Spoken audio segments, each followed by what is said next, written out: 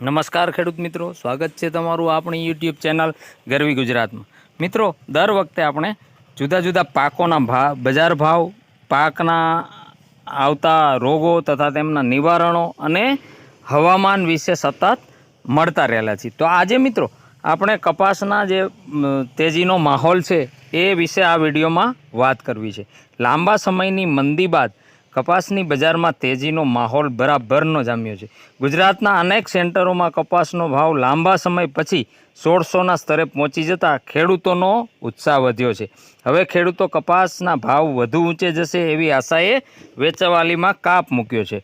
તેની અસરથી સમગ્ર ગુજરાતમાં કપાસની આવક 1 લાખ મણ કરતાં પણ નીચે ઉતરી ગઈ છે। ધ્રોલમાં આજે કેટલોક કપાસ 1700 રૂપિયામાં પણ વેચાયો હતો।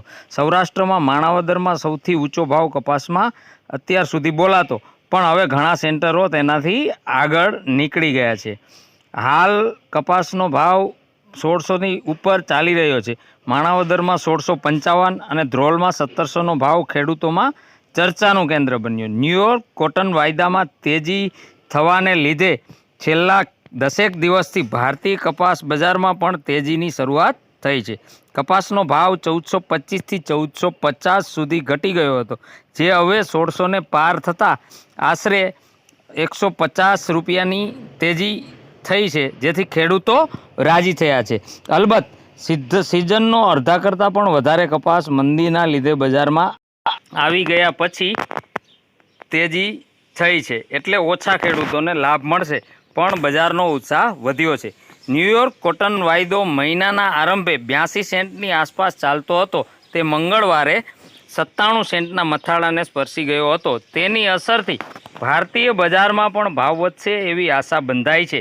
ચીન દ્વારા અમેરિકાના રૂમાં ધૂમ ખરીદી થઈ છે, એ પછી ત્યાં તેજી થઈ અને ભારતીય બજાર પણ આગળ ચાલી છે। શંકર રૂનો ભાવ ખાંડીએ ₹55,000 આસપાસ અથડાતો હતો, તે વધીને હાલ 59,000 સુધી પહોંચી ગયો છે। ફેબ્રુઆરી મહિનામાં આશરે 4 લાખ ગાંસડીના નિકાસ સોદા થયા છે, એટલે બજારમાં કપાસ અને રૂની લેવાલી સુધરી છે। જીનર્સો અને ટ્રેડરો હજુ તેજીમાં છે। ગુજરાત સહિત દેશભરમાં સીસીઆઈની ખરીદી પણ ચાલુ છે। ટ્રેડરોના મતે દેશમાં અત્યાર સુધી 208 લાખ ગાંસડીની આવક થઈ ગઈ છે, તેમાંથી વપરાશમાં 131 લાખ ગાંસડી આવી ગઈ છે। નિકાસમાં 11.5 લાખ ગાંસડી ગઈ હોવાનો અંદાજ છે અને આયાત 3.75 લાખ ગાંસડી થઈ હોવાની ધારણા છે। રૂનો સ્ટોક સ્પિનર્સો પાસે 35 લાખ ગાંસડી, સીસીઆઈ પાસે આશરે 35 લાખ ગાંસડી, બહુરાષ્ટ્રીય કંપનીઓ અને વાયદા એક્સચેન્જમાં 18 લાખ ગાંસડી હોવાની ધારણા છે, જ્યારે જીનરો પાસે 9.25 લાખ ગાંસડીની ધારણા છે। આમ અત્યારે આવકો, બજાર ભાવ વધવાને લીધે અને હવે ખેડૂતો પાસે માલ ના હોવાને લીધે આવકો ઘટી છે।